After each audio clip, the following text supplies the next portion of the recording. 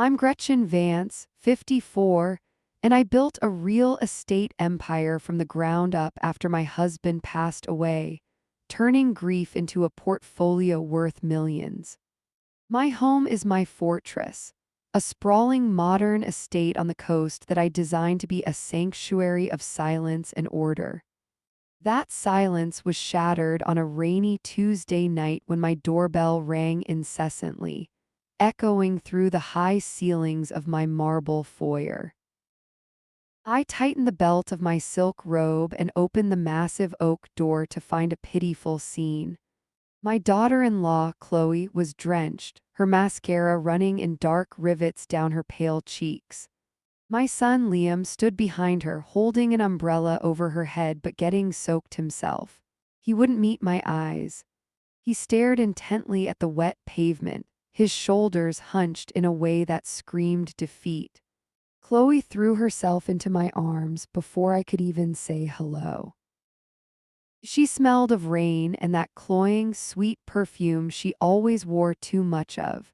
Her sobs were theatrical, shaking her entire small frame against my chest. She pulled back, gasping for air, her hands gripping my forearms with surprising strength. She told me a pipe had burst in their master bathroom. She said the water was everywhere. She claimed the ceiling had collapsed in the living room and that the apartment was completely uninhabitable. I looked at Liam for confirmation.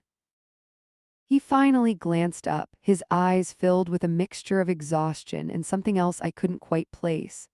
Shame, perhaps. He gave a stiff nod. My heart broke a little. He was my only child. I remembered him as a toddler, clinging to my leg when his father died. I couldn't leave him out in the storm.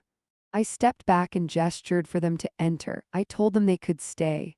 I specified a week while they sorted out the insurance and the contractors. I saw Liam's shoulders drop inches in relief. He mumbled a thank you and turned to head back to the car to get their bags. That was when it happened. Chloe dabbed at her eyes with a lace handkerchief. As Liam turned his back to walk into the rain, she lowered the cloth. For a fraction of a second, the devastation vanished from her face. Her lips curled upward at the corner. It wasn't a smile of gratitude. It was a smirk of victory. It was cold, calculated, and terrifyingly self-satisfied. I felt a chill that had nothing to do with the open door. I watched as Liam hauled 4 massive, hard-shell suitcases up the steps. 4 suitcases. For a sudden emergency evacuation, they were packed perfectly. My real estate instincts, the ones that helped me smell a bad deal from a mile away, suddenly screamed at me. I realized with a sinking feeling in my gut that the pipe hadn't burst. This was a raid, and I had just lowered the drawbridge. I woke up to a sound that didn't belong in my zip code. It wasn't the rhythmic crashing of the ocean waves against the cliffs below my estate, nor was it the gentle hum of the climate control system I had spent a fortune perfecting. It was a rhythmic, piercing mechanical beeping, the kind that signals heavy machinery in reverse. I sat up in my Egyptian cotton sheets, my heart already racing with a premonition of disaster. I glanced at the clock. It was barely 7 in the morning. I walked to the floor-to-ceiling window that overlooked the front drive, my silk robe trailing behind me like a shield. I pulled back the sheer curtain and felt my breath hitch in my throat. A massive, battered moving truck was backing aggressively toward my portico. It was a garish yellow monstrosity with mud-splattered tires, and it was currently crushing the manicured boxwoods I had imported from Oregon. I didn't bother with slippers. I marched downstairs, the cold marble of the staircase seeping into the soles of my bare feet. I could hear voices echoing from the foyer, loud, uncouth voices that bounced harshly off the vaulted ceilings. I reached the bottom landing just as the front doors were shoved wide open, bypassing the lock I distinctly remembered engaging the night before. The scene before me was a violation. It wasn't just Liam and Chloe. Standing in the center of my pristine white marble foyer were Chloe's parents, Brenda and Gary. Brenda was wearing a velour tracksuit that had seen better decades, holding a lit cigarette in one hand and a cage containing a screeching parakeet in the other. Gary looked like he had just rolled out of a dive bar, wearing a stained undershirt and gripping the leash of a massive, snarling German shepherd. The dog was already straining against the collar, its claws scrabbling for traction on my polished floors, leaving distinctive white scratches with every lunge. "What is going on?" I demanded, my voice icy enough to freeze the humidity rolling in from the open door. "Who told you that you could bring a truck into my driveway?" Chloe stepped out from behind her father. She looked remarkably fresh for someone whose life had supposedly been destroyed by a burst pipe 12 hours ago. She was wearing my slippers, the cashmere ones I kept by the door for guests, but certainly not for her. "Gretchen." "Oh, thank God you're awake," she said, her voice pitched high and frantic, though her eyes remained terrifyingly calm. "It's a nightmare, an absolute nightmare." "The pipe," I said, trying to piece together the chaos. "You said it was a pipe." "It was," she insisted, waving a hand dismissively. "But when the inspector came this morning at dawn, can you believe it? He found black mold everywhere. Behind the walls, under the floorboards. It's toxic, Gretchen, lethal." I narrowed my eyes. "And that brings your parents here because—" "The mold spread," Brenda chimed in, taking a drag of her cigarette inside my house. I stared at the ember, mesmerized by the sheer disrespect. She exhaled a plume of gray smoke toward my crystal chandelier. "It's a row house situation, you know. It jumped the firewall. Our place is condemned too." "Gary, hold the dog back. He looks like he wants to eat her." My pulse hammered in my throat, a frantic drumbeat of warning. 2 houses condemned in one night? It was a lie so lazy it was almost insulting. I looked at Liam. My son was standing by the truck, staring at his shoes again. He looked pale, like a ghost haunting his own life. He knew this was a fabrication, and he was letting it happen. "I didn't agree to this," I said, my voice trembling with suppressed rage.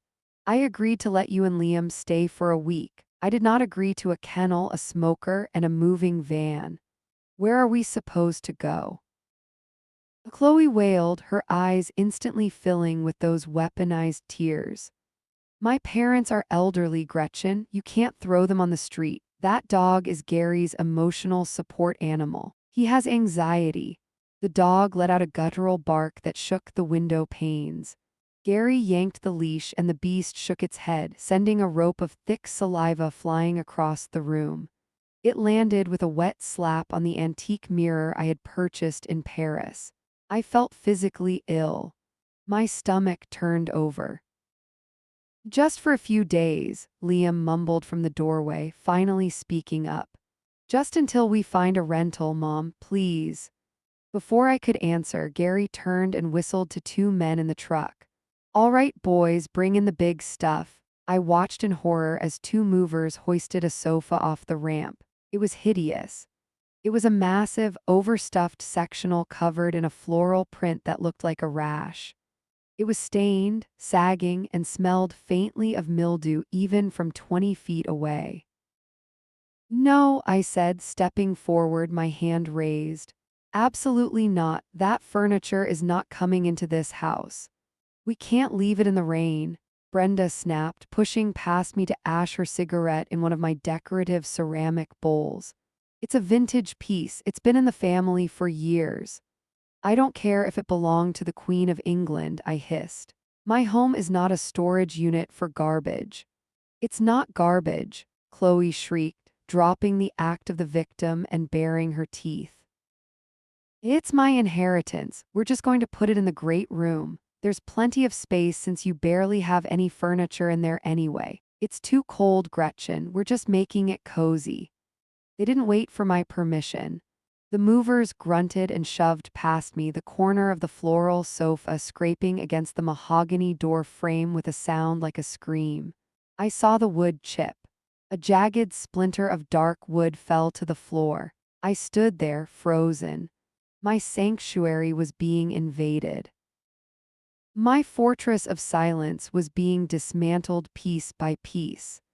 I looked at the scratch on the floor, the saliva on the mirror, the cigarette ash in my bowl, and the chip in my door frame. My real estate empire was built on aggression. I had crushed competitors who tried to undercut me. I had negotiated deals that made grown men cry. But standing here in my silk robe, facing my own son and his manipulative wife, I felt paralyzed.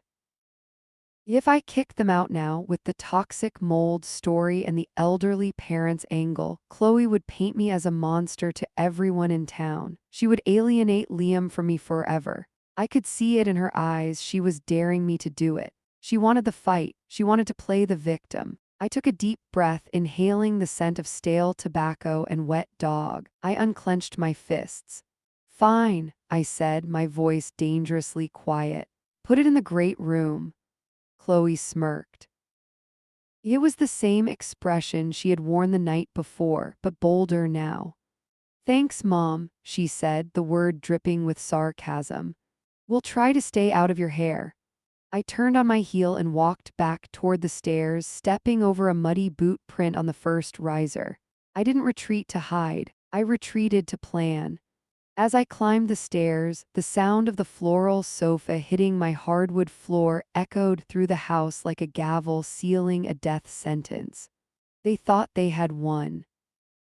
They thought they had successfully occupied the territory. I reached the top of the landing and looked down at the chaos one last time. Gary was already opening a beer. Brenda was kicking off her shoes. They had no idea who they had just declared war on. I wasn't just a mother-in-law, I was a landlord, and I knew exactly how to deal with bad tenants. I'm Veronica Sterling, 52 years old, and I spent 3 decades clawing my way to the top of the luxury real estate food chain to build this sanctuary.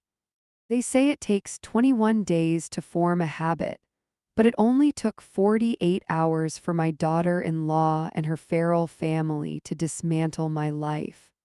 The transformation of my home wasn't gradual. It was a hostile takeover that hit with the violence of a natural disaster. I walked through my hallways like a ghost, haunting a house that no longer recognized me. I woke up on the second day with a headache that throbbed behind my eyes, a relentless drumbeat of stress. I needed coffee. I needed silence. I needed my kitchen, the one room in the house I had designed specifically for my own solace. I walked down the hall, the plush runner muffling my footsteps, but the smell assaulted me before I even reached the landing. It was a thick, oily scent, heavy on cumin and burnt garlic. It clung to the air like a physical presence. I stepped into the kitchen and stopped dead, my breath caught in my throat, a ragged gasp of disbelief. Brenda was standing at my island, a spatula in one hand and a glass of my best Chardonnay in the other. But it wasn't her presence that stopped my heart, it was the state of the room. My countertops are Calicut gold marble. I had flown to Italy to hand-select the slab myself. They are white, pristine, and incredibly porous if not treated with reverence. Currently they were covered in a bright neon orange splatter. "Brenda," I choked out, my voice barely audible. She turned, grinning, her teeth stained slightly yellow. "Morning, sleeping beauty, I'm making a curry. Gary said the food in this town is too bland, so I'm whipping up a family favorite." I walked forward, my vision tunneling. A wooden spoon, dripping with orange sauce, was resting directly on the marble. No saucer. No paper towel, just raw, staining turmeric seeping into the stone I had paid $40,000 to install. The counter, I whispered, pointing a shaking finger. You're staining the counter. Oh, pish, she waved the spatula, sending a spray of yellow droplets onto my white custom cabinetry. A little bleach will get that right out. Don't be so precious, Veronica. Homes are for living in. I looked at the sink. It was piled high with pots I didn't recognize, greasy, battered aluminum things they must have unpacked from those suitcases. The drain was clogged with potato peelings and something gelatinous. A grease trap was forming, a slick of oil pooling around the drain's stopper. I felt a wave of nausea so strong I had to grip the edge of the island, careful to avoid the sauce to steady myself. This is not living, I hissed. This is destruction. You're so dramatic, Brenda laughed, turning back to the stove where a pot was boiling over, sizzling loudly as the liquid hit the burner. Go have some coffee. Oh wait, we used the last of the beans. Gary likes it strong. I turned on my heel and fled. I couldn't breathe in there. The air was too thick, too oily. I needed the ocean breeze. I needed to reset. I unlocked the French doors to the back terrace, desperate for the scent of salt and roses. I stepped out onto the limestone pavers and immediately stepped on something soft and wet. I looked down. A half-chewed rawhide bone lay in a puddle of slobber right in front of the door. I kicked it aside, my bare foot recoiling, and looked toward the garden. My prize roses, my grand floras, the ones I had spent 3 years cultivating to climb the trellis in a perfect arch, were smoking. Gary was sitting on my teak lounger, his feet propped up on the matching table. He was smoking a cigar the size of a baton. As I watched, paralyzed by horror, he leaned over and flicked a long, gray cylinder of ash directly into the heart of a blooming pink rose. Gary, I screamed. The sound tore out of my throat, raw and unpolished. He jumped, dropping the cigar onto the limestone. Jesus, Ronnie, you trying to give me a heart attack? Get off the furniture, I snapped, marching toward him. And stop ashing on my flowers, those are living things. It's fertilizer, he grunted, picking up the cigar and sticking it back in his mouth. Ash is good for the soil, you ought to thank me. These bushes look a little sickly anyway. My hands were shaking so hard I had to clench them into fists to hide the tremors. I was losing control. I was the woman who stared down zoning boards and hostile contractors. I didn't scream at house guests. But these weren't guests, they were parasites. I turned back to the house, my eyes stinging with tears of sheer frustration. I needed to work. I needed to bury myself in contracts and escape this madness. I headed for my home office, the one room I had explicitly told Liam was off limits. It was my command center. I threw open the double doors, ready to sit at my desk and evict them mentally if not legally. The room was empty. I blinked, sure I was hallucinating. My massive antique mahogany executive desk, a piece that weighed 400 pounds, was gone. My ergonomic leather chair was gone. My bookshelves had been pushed against the wall and my files were stacked haphazardly on the floor in towering, unstable piles. In the center of the room, on a purple rubber mat, sat Chloe.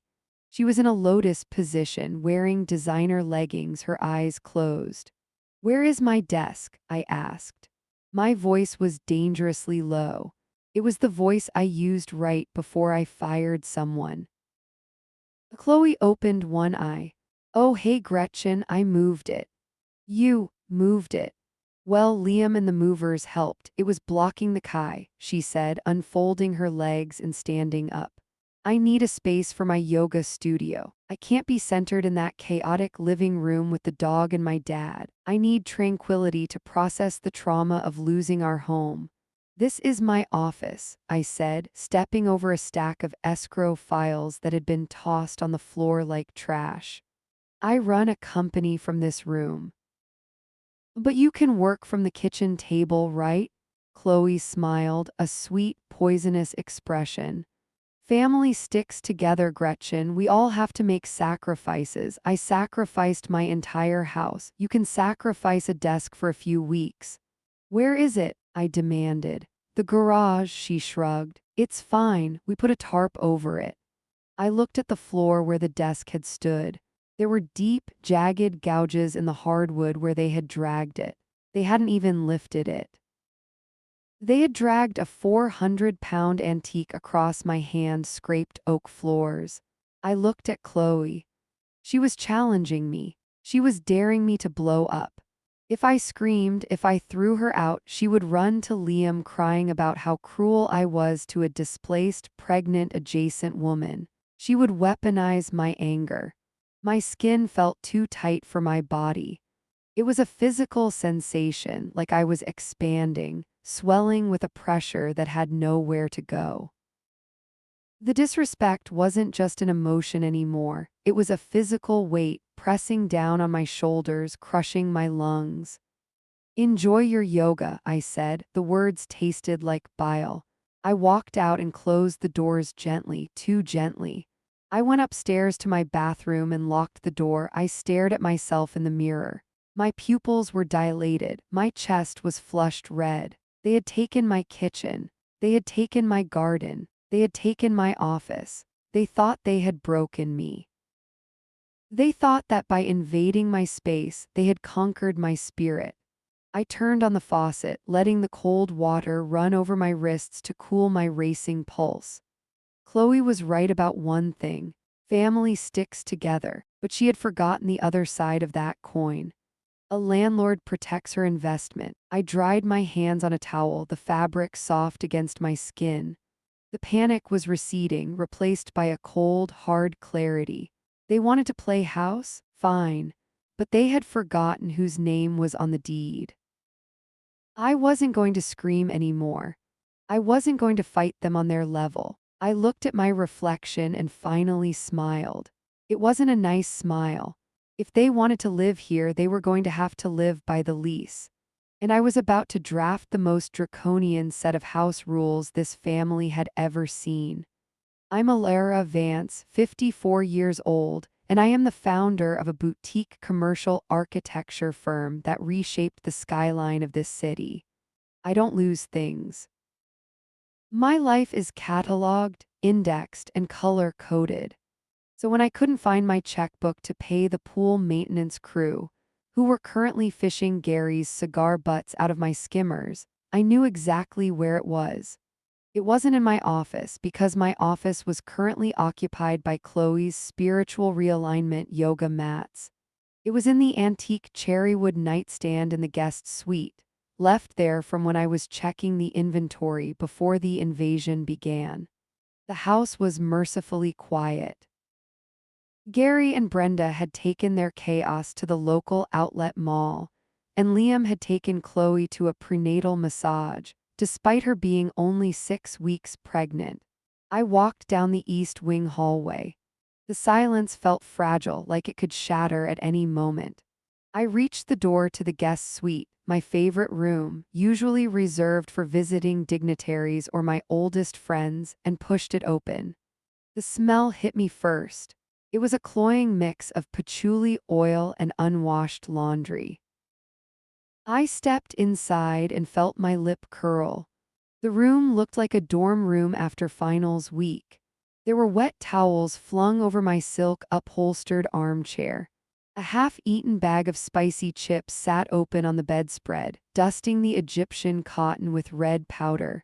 I navigated the minefield of clutter to the nightstand on Chloe's side of the bed. I pulled the drawer open, expecting to grab my checkbook and retreat before the nausea set in. The checkbook wasn't there. Instead, there was a thick navy blue presentation folder. It looked professional, too professional for Chloe, whose idea of organization was a crumpled receipt in the bottom of a purse. I frowned. I reached in and pulled it out. The label on the front was printed in a crisp, sans serif font, the VANCE estate transition. My blood ran cold. I stood there, freezing in the middle of the mess, my thumb hovering over the cover. Transition is a corporate word. It's a polite word for firing people. It's a polite word for death. I opened the folder. The first page wasn't a letter, it was a timeline. A printed spreadsheet titled Phase 1 Consolidation of Assets. I read the first entry, date, immediate, action, establish residency. Goal, tenancy rights. My breath hitched. They weren't just crashing, they were establishing a legal foothold. I flipped the page. My hands started to tremble, not with fear, but with a vibration that felt like an engine revving up. The next section was titled Competency and Power of Attorney. There were highlighted printouts of state statutes regarding declining mental faculties and early onset dementia. In the margins, in Chloe's bubbly, looping handwriting, were notes. Mom forgets keys sometimes document this. Overwhelmed by house maintenance use as leverage. Mood swings, anger issues, provoke if necessary. I stared at the words, provoke if necessary. The kitchen mess, the destroyed office, the cigar in the roses. It wasn't just laziness. It wasn't just bad manners. It was a strategy. They were trying to make me snap. They were gaslighting me in my own home to build a case that I was too unstable to manage my own estate. I felt a physical blow to my chest, like a hammer striking my sternum. I flipped to the back of the folder. There were brochures, glossy pamphlets for assisted living facilities. But not the nice ones. Not the ones with ocean views and private chefs that I would be able to afford. These were budget-friendly options. Sunset Haven, the Pines of Mercy, places with 2.5-star ratings on Google, places where people went to be forgot, and then the final page. It was a preliminary inquiry form for a power of attorney transfer drafted by a lawyer I didn't know. At the bottom of the page there were 2 lines for signatures. One was blank, the other was signed. Liam Vance. The world stopped. The air left the room. I stared at that signature. The loops of the L, the sharp point of the V. I had taught him how to write his name. I had signed his report cards. I had signed the checks for his college tuition, his first car, his wedding, my son, my only child. He hadn't just stood by while his wife invaded my home. He had signed off on the plan to steal it. He had looked at a document that outlined putting his mother in a discount nursing home so he could take over her assets, and he had picked up a pen. I waited for the tears. I waited for the heartbreak. I waited to collapse onto the floor and weep for the little boy I used to hold. But the tears didn't come. Instead, something clicked deep inside my brain. It was the sound of a vault door slamming shut. The heat in my face evaporated, replaced by a glacial chill. My heartbeat slowed down. The trembling in my hands stopped completely. I wasn't a mother looking at her son's betrayal anymore. I was a CEO looking at a hostile takeover attempt. I was a general looking at a declaration of war. They thought I was weak.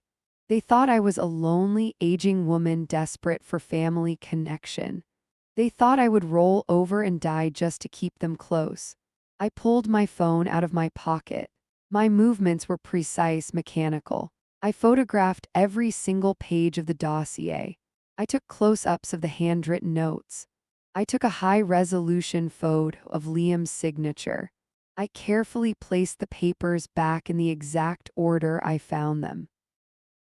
I closed the folder. I put it back in the drawer and slid it shut, ensuring it was aligned exactly as it had been. I stood up and looked at myself in the mirror above the dresser. I looked the same. Same blonde bob, same sharp eyes, but the woman staring back at me was different. The warmth was gone from her eyes. "Okay," I whispered to the empty room. "You want to play legal games? Let's play." I turned on my heel and walked out of the guest suite. I didn't rush. I didn't flee.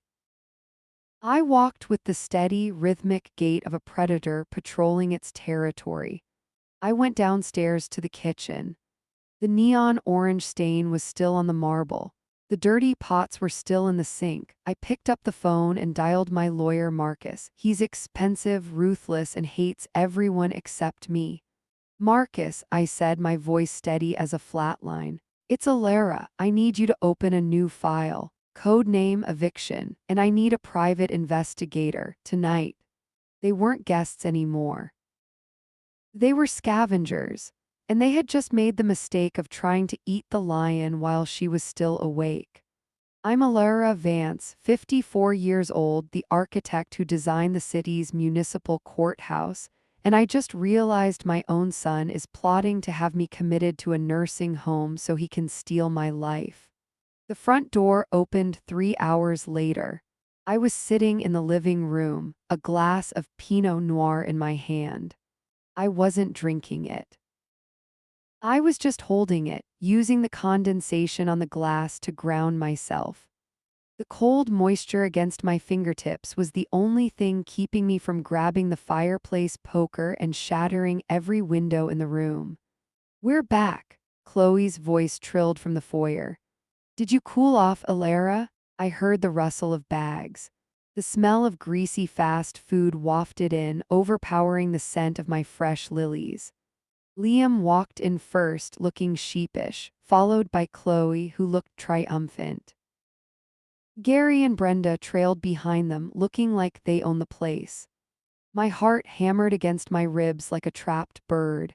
Every instinct I possessed screamed at me to throw the dossier in their faces. I wanted to scream. I wanted to show them the photos of the budget nursing home they had picked out for me. I wanted to ask my son how much his mother's dignity was worth in cold, hard cash. But I didn't. I remembered the advice I gave to junior architects: structure first, aesthetics later. If you build on a cracked foundation, the whole thing comes down. I needed a new foundation. I needed them to think they had already won. I took a sip of the wine. It tasted like iron. "I did," I said. My voice was soft, unnervingly soft. I saw Liam flinch. "I did cool off, Chloe. In fact, I did a lot of thinking." I gestured to the sofas across from me. "Sit down, please, all of you." They exchanged glances. Chloe rolled her eyes but flopped onto my white linen sofa, wiping her greasy hands on her jeans. Liam sat on the edge of the cushion, refusing to meet my eyes. "I realized something today," I lied. The words felt like broken glass in my throat. "I realized that maybe I have been struggling more than I want to admit." The room went dead silent. Chloe sat up straighter. Her eyes widened. This was the narrative she had been spinning. This was the mental decline she needed for her little legal coup. I was handing it to her on a silver platter. "You have?" Liam asked, his voice cracking. "Yes," I sighed, looking at my hands. "The house is big, the maintenance is a lot, and getting angry about the kitchen. That's not like me. Maybe I am just overwhelmed. Maybe I'm getting too old to manage it all alone." I looked up and caught Chloe's eye. She was practically vibrating with excitement. She looked like a shark that just smelled blood in the water. "We tried to tell you, Alara," Chloe said, her voice dripping with fake sympathy. "We just want to help. We're family." "I know," I said, "and I appreciate that, which is why I want to make a peace offering." I set my wine glass down on the coaster. "I know you're paying for that expensive climate-controlled storage unit across town for all your furniture and winter clothes," I said. "And I know money is tight with the baby coming." "It is," Liam nodded eagerly. "It's $300 a month." "That's silly," I said, forcing a benevolent smile. "Why are you wasting money when I have a 1,500 square foot finished basement sitting empty?" Chloe's jaw actually dropped. "I want you to move out of your storage unit," I continued. "Bring everything here. The furniture, the boxes, the winter gear, all of it. Put it in my basement. You can have the code to the alarm system down there. It's dry, it's secure, and it's free." I watched the calculations running behind Chloe's eyes. She wasn't thinking about the savings. She was thinking about possession. Possession is 9/10 of the law. If they moved all their worldly goods into my house, they weren't just guests anymore. They were residents. It was the final nail in my coffin, or so she thought. That would be amazing, Chloe breathed. That would really help us settle in. I insist, I said. Do it this weekend. Cancel the storage contract. Make this your home. Fully. Liam looked relieved.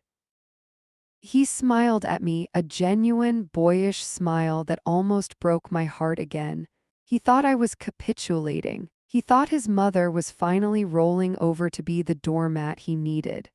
Thanks, Mom, he said. Really, that means a lot. Anything for family, I whispered. The next 48 hours were a blur of activity. I sat on my patio drinking iced tea, watching them labor. They rented a U-Haul. They spent the entire weekend sweating, hauling heavy boxes, dragging mattresses, and stacking furniture into my basement. I watched them carry in their life's possessions. I saw Liam struggling with a heavy oak dresser. I saw Chloe directing traffic, pointing where to stack the boxes of her designer shoes. They worked until they were exhausted. They emptied their storage unit completely. They canceled the lease on it. By Sunday night, every single thing they owned in this world was inside my house. They were celebrating in the kitchen, ordering pizza, laughing loud enough to shake the walls. They felt victorious. They had successfully invaded the host organism. They had established residency. They had their crazy mother-in-law admitting she was frail. They had the dossier signed. They thought the checkmate was just a few weeks away. I walked down to the basement alone while they ate upstairs. The room was packed floor to ceiling with their boxes. Their entire lives were stacked in neat rows. I walked over to the heavy steel door that separated the basement from the main stairwell. It was a fire-rated security door I had installed when I built the place, designed to protect the upper levels from a fire in the utility room. It had a heavy-duty deadbolt. I touched the cold metal. They didn't understand what they had just done. By moving everything here, they had severed their last lifeline to the outside world. They had no backup plan. They had no other space. They were fully, legally, and physically dependent on me, and they had just loaded all their leverage into a room to which I held the master key. I wasn't a frail old woman losing her mind. I was a structural engineer of revenge, and I had just convinced the enemy to march their entire army into a canyon with only one exit. I turned off the basement lights, plunging their possessions into darkness. I walked back upstairs, the sound of their laughter grating on my ears. Let them laugh for one more night. Let them think they had won. Tomorrow the new house rules would be posted. And tomorrow they would realize that living in my house wasn't a right, it was a privilege, and privileges could be revoked in ways they couldn't even imagine. I walked into the kitchen and smiled at them. It was a sharp, razor-thin smile. Did you get everything? I asked. Every last box, Chloe smirked, biting into a slice of pepperoni pizza. We are fully moved in. Good, I said. I'm so glad you're all contained. I poured myself a fresh glass of water. The hydration was important. I had a lot of work to do. The dossier in my drawer was just a piece of paper. But the lease agreement I was drafting in my head, that was going to be ironclad. I woke up on Monday morning to the smell of burnt bacon and the heavy, suffocating realization that my sanctuary had been breached. The silence I cherished was gone, replaced by the heavy thud of footsteps overhead and the jarring clatter of pans in my kitchen. I didn't recoil. I didn't hide under the covers. I sat up, smoothed the duvet, and walked to my vintage mahogany writing desk. On the surface sat a neat stack of cream-colored linen paper. To the untrained eye, it looked like standard administrative drivel, the kind of paperwork you skim and discard. I had spent the entire night drafting it, channeling 30 years of contract negotiation and architectural specifications into 3 pages of pure legal venom. I picked up the stack. It was heavy. It felt like a weapon. I dressed in a sharp charcoal blazer and tailored trousers.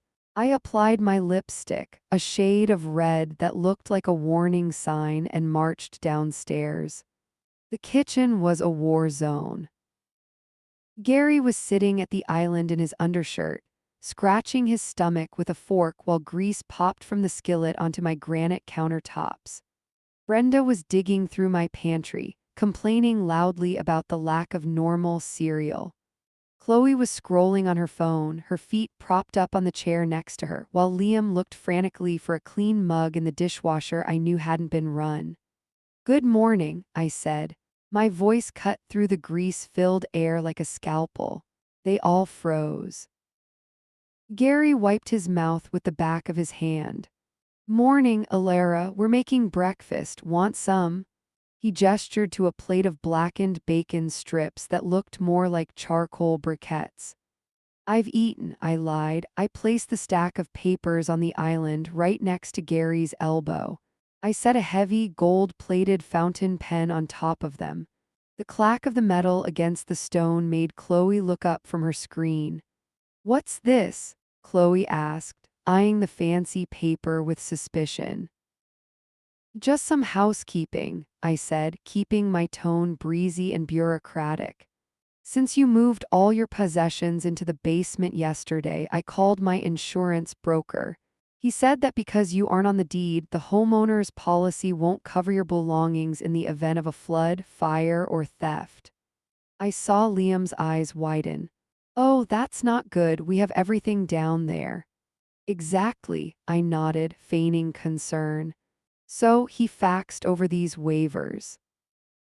It basically states that I'm holding your property for you, and it extends a temporary liability umbrella over your things. It's standard procedure for long-term guests with storage needs." I tapped the paper. "I just need everyone over the age of 18 to sign and date, just so we're covered. I don't want you losing your furniture if a pipe bursts." It was the perfect bait. I played on their fear of loss and their absolute ignorance of how insurance actually works. Chloe reached for the papers. My heart hammered a slow, heavy rhythm against my ribs. If she actually read paragraph 4, the game was up. Paragraph 4 wasn't an insurance waiver. It was a code of conduct and short-term occupancy agreement. It stipulated that the occupants, them, agreed to a strict noise curfew of 9:00 p.m. It outlined a cleanliness standard with financial penalties for damages to the host property. But the real teeth were in paragraph 7. Paragraph 7 converted their stay from a family visit into a month-to-month tenancy at will, with a rental fee of $0 contingent on strict adherence to house rules. If the rules were broken, and I had defined broken with agonizing vagueness, the rent would retroactively adjust to market value for a luxury estate. $10,000 a month, plus a $5,000 penalty for lease violations, payable immediately upon eviction notice. By signing this, they weren't just waiving liability. They were handing me the legal right to bill them into bankruptcy the second they stepped out of line. Chloe scanned the first page, her eyes glazed over at the density of the text. I had intentionally used the driest, most convoluted legalese possible. Heretofore indemnification, subrogation. It was boring. It was dense. It was a shield designed to repel curiosity. "God, this is wordy," Chloe muttered, flipping the page. She was getting close to the behavior clause. "It's an insurance company," I chuckled darkly, pouring myself a coffee I didn't want. "They charge by the syllable. Honestly, Liam, if you don't want to sign it, we can just take the risk. But if the water heater goes—" No, we should sign it," Liam said quickly, taking the papers from Chloe's hand before she could finish reading. Mom is doing us a favor, just sign it, Chloe. He was so eager to please, so desperate to secure his free storage that he became my accomplice. Liam signed his name with a flourish. He slid the papers to Gary. Gary laughed, a wet hacking sound. You rich people and your paperwork. Back in my day, a handshake was enough. The world has changed, Gary, I said, my voice tight. Sure has, he grunted. He grabbed the pen in his thick fist. He didn't even look at the text. He just scrawled Gary Miller across the bottom line. He pressed so hard the nib of my expensive pen almost bent. He had just signed away his right to stay here for free. He had just agreed to a noise ordinance he was currently violating. He had just legally authorized me to evict him with cause. Brenda signed next, looking anxious, just happy to be included. Finally, the stack slid back to Chloe. She hesitated. She looked at me, her eyes narrowing slightly. For a second, I thought she saw through me. I thought she saw the wolf beneath the grandmother's skin. Is this really necessary, Alara? She asked. We're family. It's just paper, Chloe, I said softly. If we're family, then there's nothing to worry about, is there? She stared at me. I held her gaze. I didn't blink. I projected every ounce of warm maternal submission I could muster, burying the architect who wanted to strangle her deep inside. She huffed, rolled her eyes, and signed. There, she said, tossing the pen onto the counter. Happy, immensely, I whispered. I picked up the documents. I didn't rush. I tapped the edges on the granite to align them perfectly. I held their financial futures in my hands. I held the deed to their destruction. I'll just go file these in the study, I said. Yeah, whatever, Gary said, turning back to his burnt bacon. Hey, Alara, we need to talk about the TV situation. That little thing in the guest room isn't cutting it. We can discuss that later, I said, turning my back on them. I walked out of the kitchen, their chaotic noise fading as I moved down the hallway.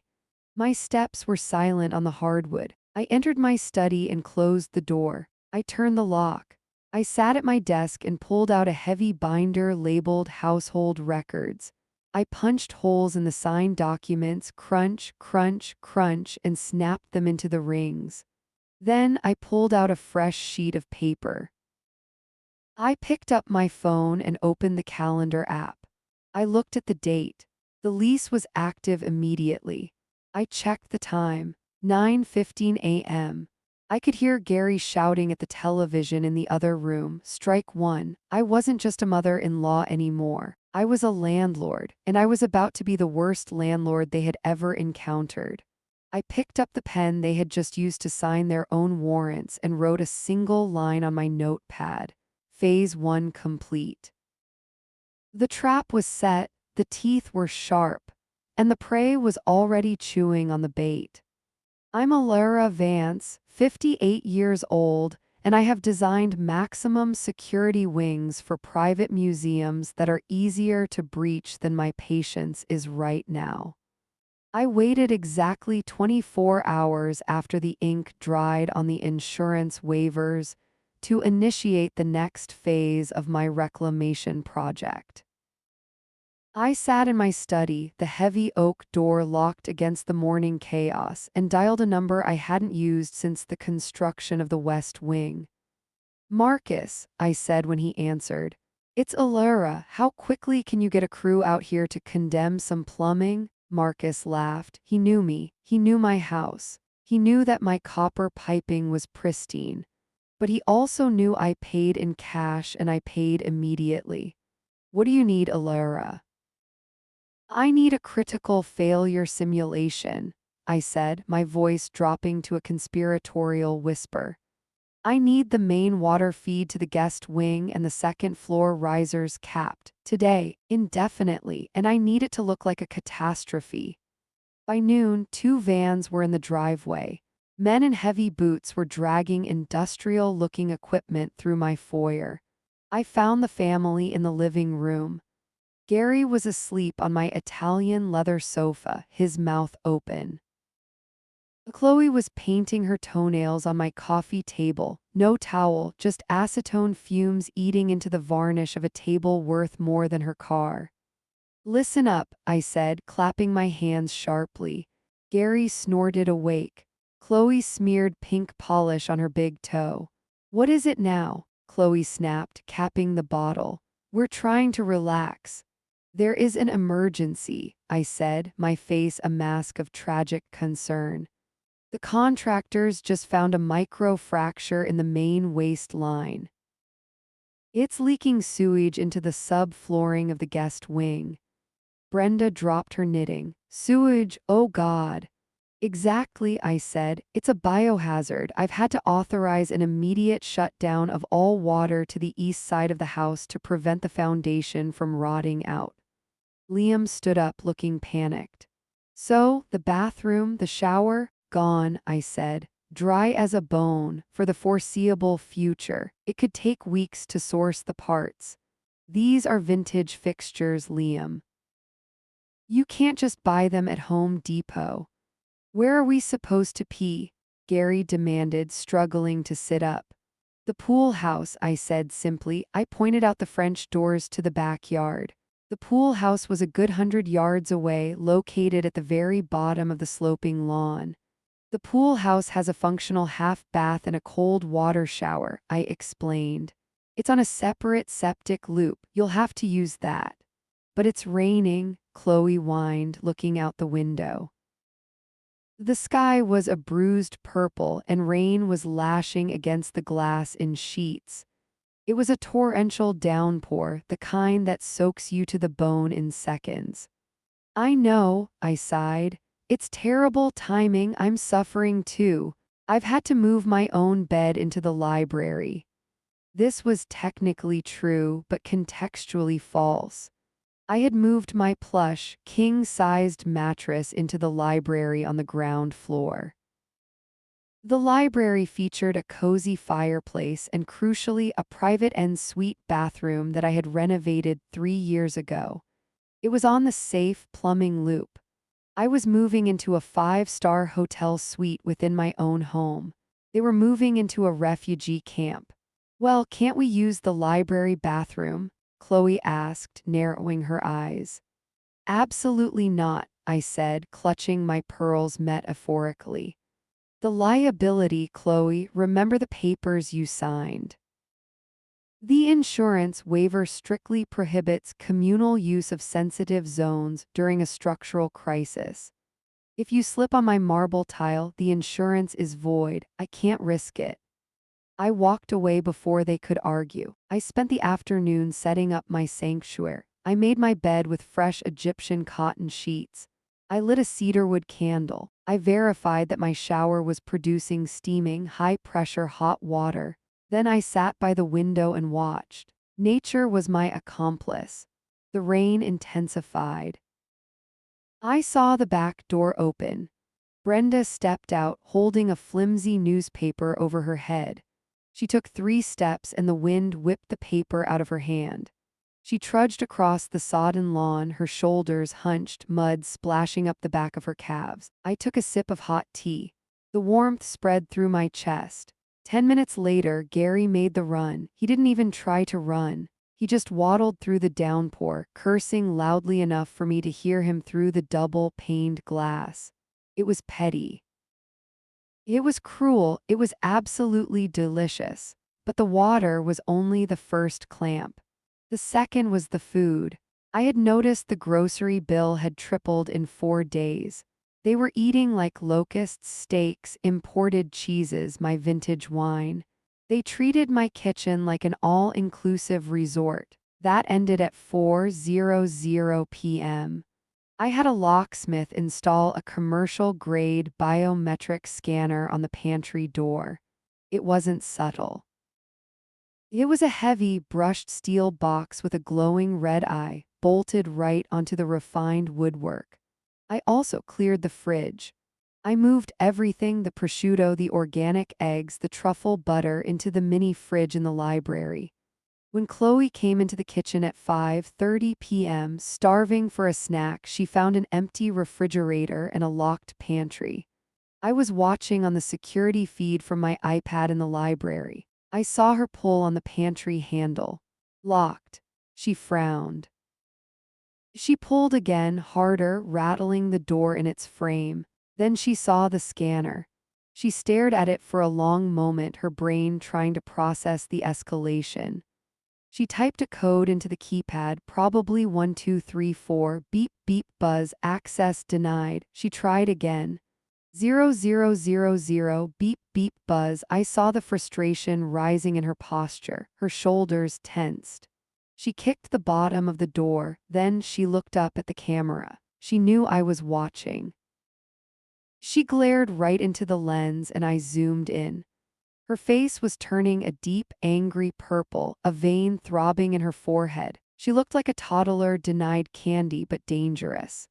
She pulled out her phone and dialed my number. I let it ring. I watched her scream a silent scream at the ceiling. She stormed out of the kitchen, presumably to find Liam and scream at him instead. I closed the iPad and leaned back against my pillows. The library was warm. The fire was crackling. My private bathroom was stocked with lavender soap. I could hear the rain hammering against the roof, knowing that eventually one of them would need to use the toilet again and they would have to face the storm. I wasn't just housing them anymore. I was training them. And the lesson had only just begun. I'm Alara Vance, 58 years old, and while I usually design silent, climate-controlled vaults for priceless art, today I am orchestrating a symphony of absolute chaos. I stood in my kitchen at 5:55 a.m., the darkness outside the window absolute. The house was silent, save for the hum of the refrigerator. I placed 2 high-fidelity silicone earplugs into my ears. I twisted them until they formed a perfect seal, drowning out the world. I watched the red digital numbers on the microwave flip. 5:59, 6:00. Boom. The floor beneath my feet didn't just vibrate, it convulsed. In the attached 3-car garage, directly beneath the guest wing where Gary and Brenda were sleeping, 4 young men were striking their first chord. I had hired a local sludge metal band called the Gutter Rats. I was paying them $200 an hour to use my garage as a rehearsal space. Their amplifiers were stacked against the load-bearing wall that ran straight up to the guest bedroom headboards. I could feel the bass frequency thumping against my sternum like a second heartbeat. It rattled the espresso cups in the overhead cabinet. It was a physical assault, a wall of distortion so thick you could almost chew on it. I calmly pressed the button on my coffee maker. It took less than a minute. I heard the heavy thud of footsteps overhead, audible even through the floorboards. Then came the frantic scrambling on the stairs. Gary burst into the kitchen. He looked deranged. He was wearing stained gray boxers and a t-shirt that was 2 sizes too small, his belly hanging out over the elastic. His hair was standing up in tufts, and his eyes were wide, bloodshot, and wild. He was screaming something, his mouth opening wide, cords in his neck straining. I couldn't hear a word. I smiled pleasantly and pointed to my ears. I slowly reached up and removed the left earplug. "Hell is happening," Gary shrieked, his voice cracking. "Is it an earthquake? Is the boiler exploding?" "Good morning, Gary," I said, my voice measured and calm against the distant roar of a guitar solo that sounded like a chainsaw cutting through a sheet of aluminum. "Make it stop," he yelled, clutching the sides of his head. "My teeth are vibrating. Brenda is crying. What is that?" "That," I said, taking a sip of my coffee, "is the Gutter Rats. I've decided to become a patron of the arts. I'm investing in local talent. They have a tour coming up and needed a space with good acoustics. At 6 in the morning." Gary screamed. He looked like he was about to stroke out. His face was a deep, unhealthy shade of crimson. "Early birds catch the worm," I said. "Productivity starts at dawn." You can't do this, he spat, stepping closer to me. This is harassment. I'm calling the police. I set my mug down on the counter with a sharp clink. I wouldn't do that, Gary. I opened the drawer to my left and pulled out the laminated copy of the residency agreement he had signed yesterday in his desperation to get access to the pool house shower. Paragraph 4, I said, tapping the paper with a manicured nail. The cultural enrichment clause. You granted the homeowner me full discretion to utilize common spaces, including the garage, for artistic endeavors. This isn't art, it's torture. And here, I continued, flipping the page, ignoring his outburst. The quiet enjoyment waiver. You signed it. It states that due to the ongoing structural maintenance, the plumbing issue, you waive all rights to noise complaints for decibels under 120. I checked the meter on the wall. They are playing at a very reasonable 110. The drummer hit a blast beat that shook the dust off the top of the refrigerator. Gary stood there, vibrating with the house. He looked at me, then at the door to the garage, then back at me. He realized he had signed away his piece for a chance to use a toilet. I have a migraine, he whimpered. There's aspirin in the library, I said coldly. But that room is restricted access. Try the gas station down the road. I put my earplug back in. Gary fled the room, defeated by the power of contract law and heavy metal. The noise stopped at 8:00 a.m. sharp, but I didn't let the pressure drop. Silence creates space for recovery, and I wasn't interested in their recovery. By 6:00 p.m., the house had transformed again. I had hired a catering crew and a florist. The living room was filled with white lilies and the scent of expensive beeswax candles. I was hosting a Save the Wetlands charity mixer. I had invited 30 of the city's most ruthless socialites. These were women who could destroy a reputation with a raised eyebrow. I made attendance mandatory for the family. I told them it was a condition of their continued probation regarding the internet usage. I wore a silk emerald gown that cost more than Gary's truck. Chloe was wearing a polyester cocktail dress she had pulled from a suitcase. It was wrinkled, and the hem was fraying. The room buzzed with low, polite laughter and the clinking of crystal flutes. I watched from the fireplace as the social dynamic played out exactly as I had calculated. Mrs. Halloway, the chairwoman of the Historical Society, had cornered Brenda near the hors d'oeuvres. Brenda was holding a paper plate piled high with shrimp, looking out of place in her fiercely patterned blouse. I drifted closer, listening. "Oh," Mrs. Halloway said, her voice dripping with sugary poison. "You must be the extended family." Ilara mentioned she was doing some outreach work. It's so noble of her to open her home to the less fortunate during a housing transition. Brenda froze, a shrimp halfway to her mouth. We're not. We're just staying for a bit." "Of course," Mrs. Halloway said, stepping back slightly as if poverty were contagious. "It must be so hard losing one's footing at your age." She turned her back on Brenda before Brenda could respond. I looked across the room. Chloe was standing by the window, clutching a glass of sparkling water. She looked small. Usually, Chloe thrived on attention. She loved being the center of the room. But here, surrounded by old money and sharks, she was prey. She was street trash in a palace, and every pair of eyes in the room was reminding her of it. She tried to join a conversation between two bankers. They stopped talking, looked at her wrinkled dress, gave her a tight, pitying smile, and turned their shoulders to close the circle, physically shutting her out. I saw her lip tremble. I walked over to her. I stood right next to her, radiating heat and perfume. "Smile, dear," I whispered, leaning in close to her ear. You look so tense. Is the garage noise bothering you? Or is it the smell of the plumbing drifting in from the yard? Chloe whipped her head around to look at me. Her eyes were wet. For the first time since she had married my son and tried to commandeer my life, I didn't see arrogance. I saw fear. Why are you doing this? She hissed, her voice shaking so hard the water in her glass rippled. We're family. I took a slow sip of my vintage Pinot Noir.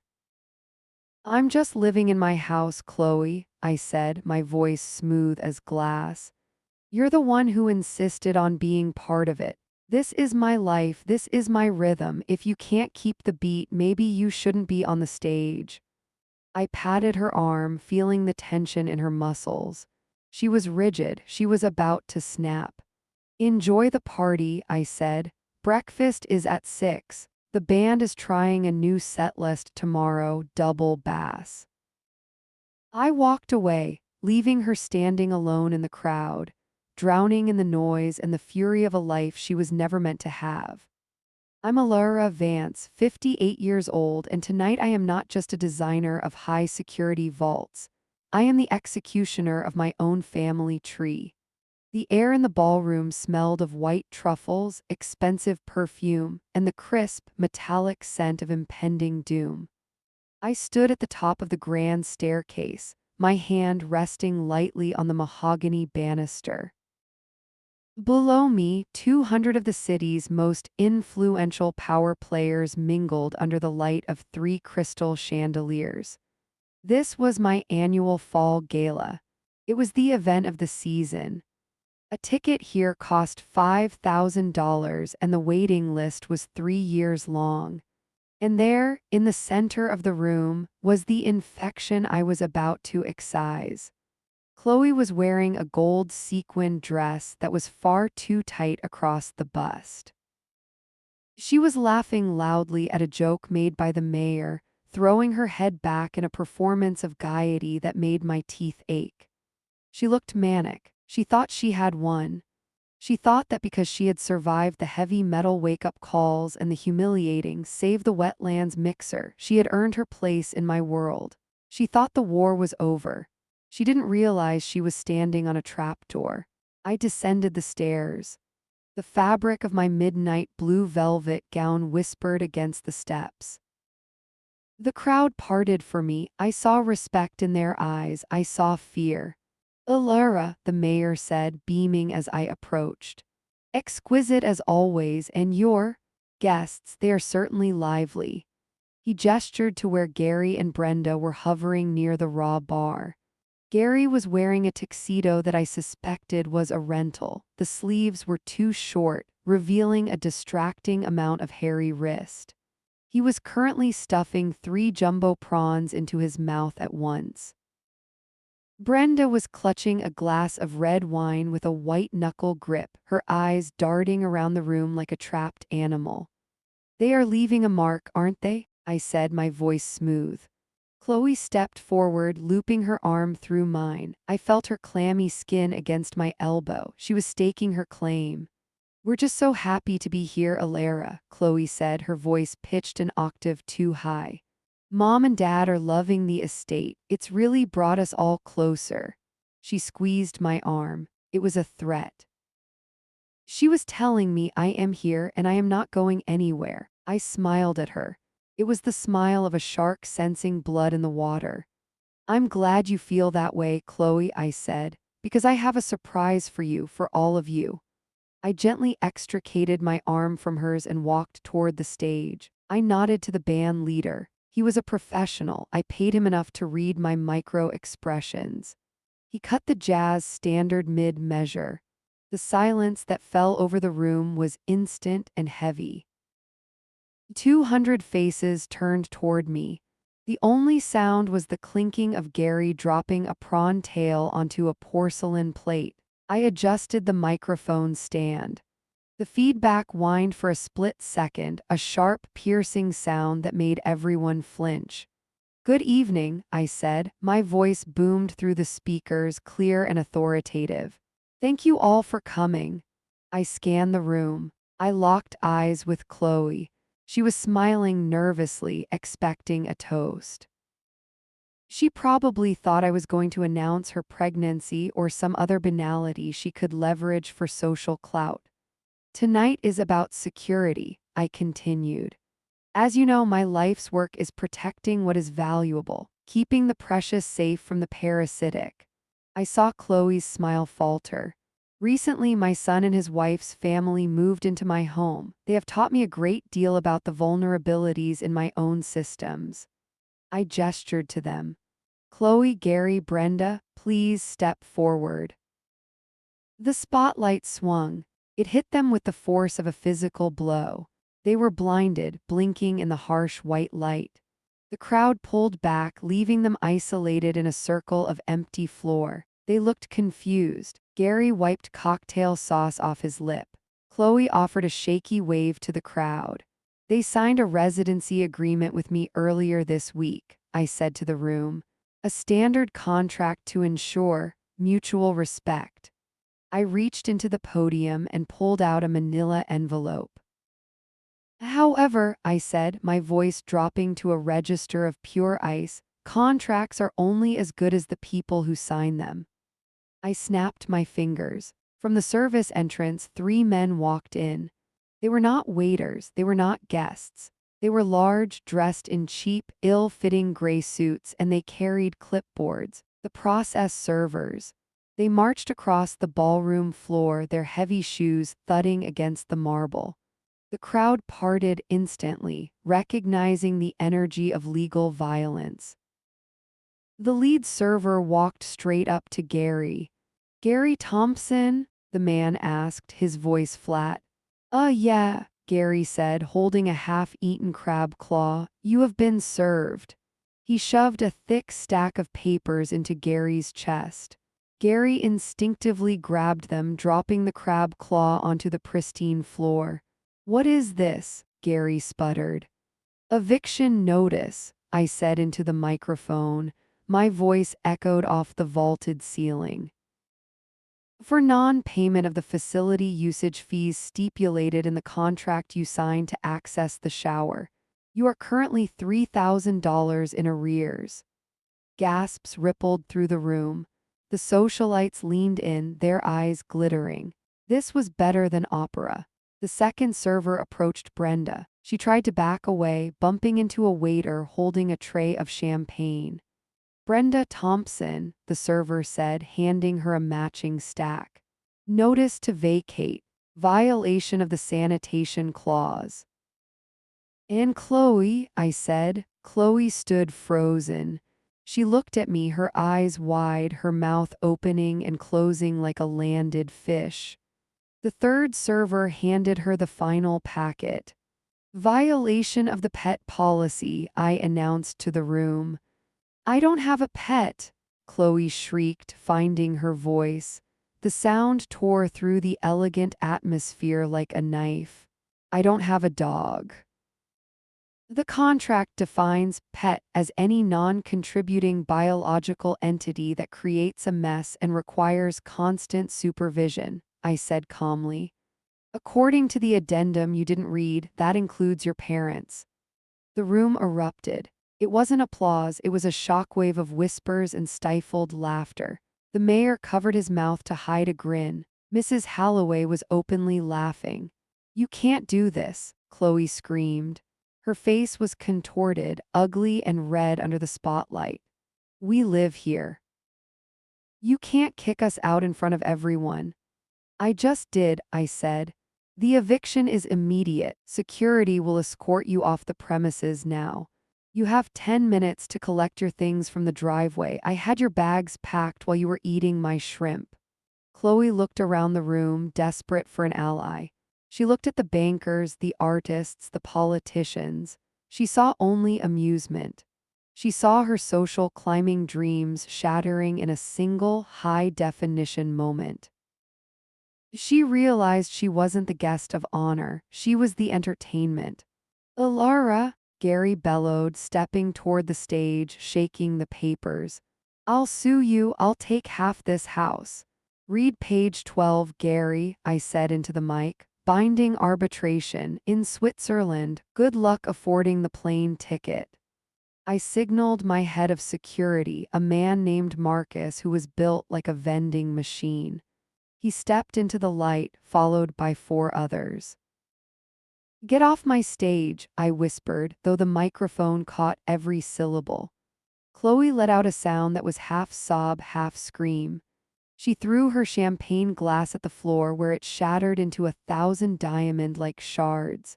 Then she turned and ran. She ran past the mayor. She ran past the heiresses. She ran toward the double doors, her heels clacking frantically, with Brenda and Gary stumbling behind her, clutching their eviction notices like shields. The doors slammed shut behind them. The room was silent for exactly 3 seconds. Then I looked at the band leader. "Play something upbeat," I said. The band launched into a swing number. The conversation resumed, louder and more energetic than before. I stood there for a moment, watching the closed doors. My heart was beating slow and steady. I had my house back. I walked to the bar and ordered a scotch neat. The rain had stopped outside, but inside the storm was finally over. Or so I thought. I didn't know that Chloe wasn't running away. She was running to her car to get the one thing she thought could hurt me. But for now, the champagne tasted like victory. I'm Gretchen Vance, 52 years old, and I have just successfully amputated a gangrenous limb from my family tree to save the rest of the body. The heavy oak door of my library clicked shut, sealing me inside with the scent of old paper and leather. I walked over to the bay window, my heels sinking into the Persian rug that I had paid more for than Gary earned in a decade. Outside, the rain was falling in a soft, gray drizzle, washing away the sins of the last month. I watched the moving truck rumble down my driveway. It was a rental, a beat-up box truck that looked like an ugly bruise against my manicured landscaping. 2 men in stained coveralls were shoving the rear door down, locking away the debris of my daughter-in-law's failed invasion. I saw the corner of that hideous beige microfiber sofa, the one Brenda had insisted on bringing because it was good for the back, disappear into the dark maw of the truck. I took a sip of my scotch. It was a 30-year-old single malt, smoky and sharp, and it burned pleasantly on its way down. My hand didn't shake. My heart didn't flutter. For the first time in 6 weeks, my pulse was resting at a calm, athletic 60 beats per minute. The silence in the house was absolute. It wasn't empty silence. It was heavy, rich, and pregnant with peace. The constant drone of the television was gone. The smell of frying onions and cheap aerosol air freshener had been scrubbed from the air by my cleaning crew, who had been working in shifts for the last 48 hours. I turned away from the window and sat in my wingback chair. The leather creaked under me, a familiar sound that welcomed me home. It had been 3 days since the party. 3 days since I humiliated them in front of the city's elite. The fallout had been swift, brutal, and entirely orchestrated by my legal team. Chloe had tried to fight, of course. She had stood in the foyer the morning after the eviction notice was served, screaming that she had rights, that this was her husband's house too. She didn't understand that Liam didn't own a single brick of this estate. My trust structure was a fortress, and I held the only key. I remembered the look on her face when the sheriff's deputies arrived to enforce the removal. It wasn't sadness. It was the terrified realization of a parasite that had been detached from its host. She realized she would actually have to survive on her own. I took another sip of scotch, letting the amber liquid coat my tongue. My phone buzzed on the mahogany side table. I glanced at the screen. Liam. It was the 5th time he had called today. I let it buzz. I watched the name flash on the screen, a digital ghost of the son I used to know. I pictured him wherever he was right now, probably sitting on a packing box in that damp basement studio across town. I had arranged for that apartment through a shell company. It was the only place they could afford after the court garnished their wages to pay the service and amenity fees I had billed them for. $3,000 for water usage. $5,000 for emotional distress damages to the staff. $2,000 for the deep cleaning of the carpets. The judge, a woman I played bridge with on Tuesdays, had found the contract valid. Chloe's signature was on every page. She had signed away her life because she was too arrogant to read the fine print. The buzzing stopped. The screen went black. I didn't feel guilt. I checked inside myself, searching for that maternal tug, that instinct to protect my cub. It wasn't there. I had protected him for 30 years, and he had repaid me by bringing wolves into my den. He had watched them disrespect me. He had let Gary eat with his mouth open at my table. He had let Chloe treat my staff like serfs. He needed to learn that inheritance isn't a birthright, it's a terrifying responsibility. And if he couldn't protect this house from his wife's grifting family, he didn't deserve to live in it. I stood up and walked to the fireplace. The flames danced behind the iron grate, casting long, flickering shadows on the walls. I thought about the pet policy clause. It was my masterpiece. Classifying her parents as non-contributing biological entities was cruel, yes, but it was necessary. Gary and Brenda were leeches of the highest order. They hadn't just wanted a place to stay, they wanted my life. They wanted to wear my skin. I remembered finding Brenda in my closet 2 weeks ago, stroking my fur coats with a look of hungry envy that made my stomach turn. She had told me she was just looking. I knew she was shopping. Now Brenda was likely unpacking her plastic figurines in a room with no windows, wondering where it all went wrong. I swirled the ice in my glass. The clinking sound was crisp and musical. This victory wasn't just about getting them out. It was about re-establishing the natural order. I had built this world. I had built this fortune from a small logistics startup into an empire. I had clawed my way up from nothing, fighting men who thought I should be bringing them coffee. I didn't do all that just to let a girl in a glittery dress take it from me because she managed to marry my son. The truck engine roared to life outside. I felt the vibration through the floorboards. I walked back to the window. The truck began to move, its tires crunching on the wet gravel. It turned onto the main road, accelerating away from my gates. I watched it until the red taillights disappeared around the bend. Gone. I took a deep breath, inhaling the scent of rain and old books. My chest expanded, free of the crushing weight that had been sitting on it for weeks. I was alone, finally gloriously alone. I walked over to my desk and opened the top drawer. Inside was a new file, labeled Estate Planning, Revision 2024. I pulled it out.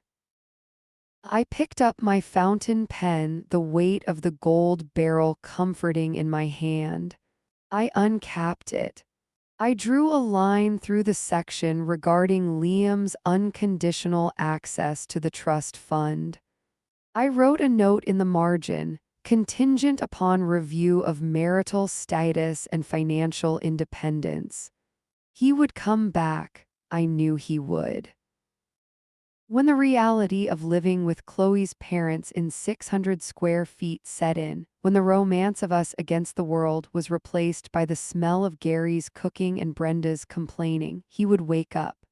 And when he did, I would be here, waiting, but the door would be locked. And this time he would have to knock. I closed the file. I drained the last of the scotch. The warmth spread through my chest, a golden fire of satisfaction. "I am Gretchen Vance," I whispered to the empty room. The house seemed to answer back, the timbers settling, the wind singing against the glass. "You are the queen," and the queen was finally on her throne.